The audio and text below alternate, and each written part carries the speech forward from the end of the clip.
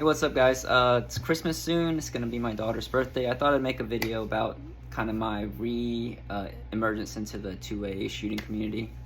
I started over 12 years ago. Actually, I started when I was a little kid, but I really got into it as far as concealed carry and shooting over 10 years ago when I had an incident at my home. Took a break, then I became a dad. So up until now, I really thought it'd be pertinent for me to at least be proficient enough to be confident enough to protect me and my loved ones, especially my daughter. I mean, my objective in life is to make sure I get home, make sure I'm there for my daughter.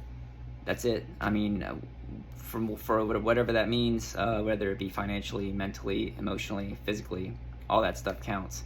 So at the end of the day, I want to make sure I'm alive, that I do the right things, etc.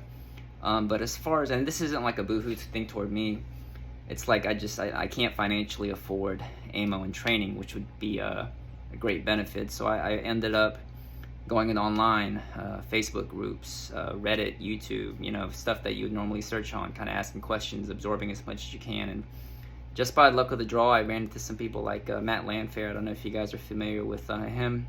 He started the Primary and Secondary Modcast. Amazing resource. You get a lot of people on there that talk. I mean, I just learned a lot of stuff I need to incorporate into my system. And it taught me to critically think about my situation rather than copy and pasting what everyone else does, because obviously their situation isn't like mine, but kind of critically think about what works for me. Ran into him randomly on Reddit. I got invited to join his group, also his modcast. I mean, the thing I think that helped me was, you see a lot of people online having a huge ego, thinking that they know everything and no one else can teach them anything. Well, I figured if I acted that way, I'll never learn. I think I heard a saying is, you'll never learn if you think you know everything, or something like that.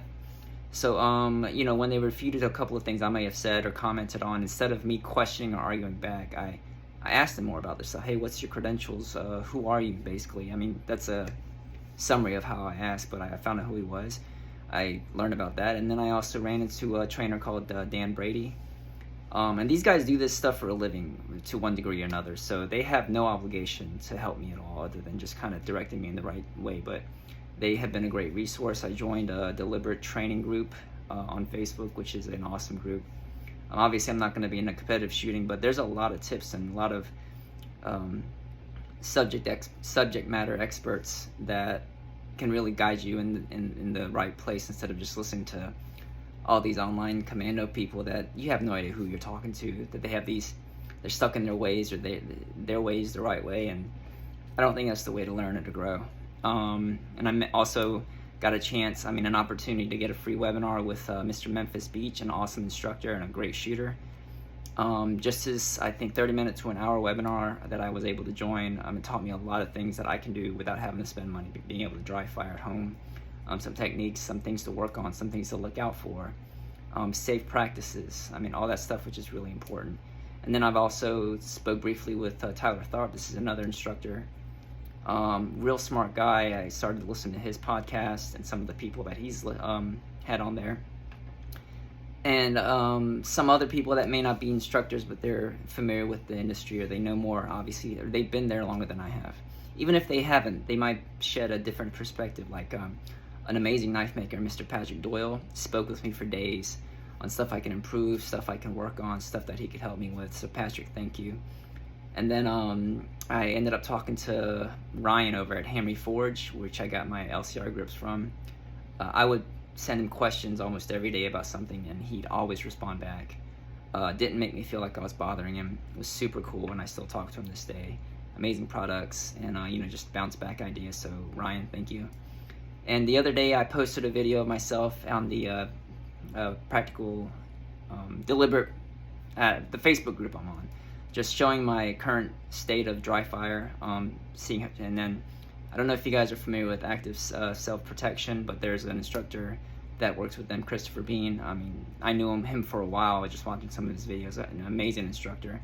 He offered, with no obligation, with no asking him, just say, hey, why don't you link me the video, and I'll kind of give you a breakdown of what I think about it. So the man sat down during the night, watched the video I posted, and uploaded a 15-minute kind of like a just talking through some of the stuff he sees, some of the stuff I can work on. I mean, and this guy didn't ask for anything back. I mean, and I'm just so grateful, like, especially for someone who doesn't have a lot of resources. If you look for it and if you're open to learn, there's a lot of resources out there. There's amazing people in pretty much any community, especially in the shooting community. So, and if I haven't named you, there's some my friends, a lot of other people that have answered questions, just me bouncing ideas off of. I really appreciate it, guys.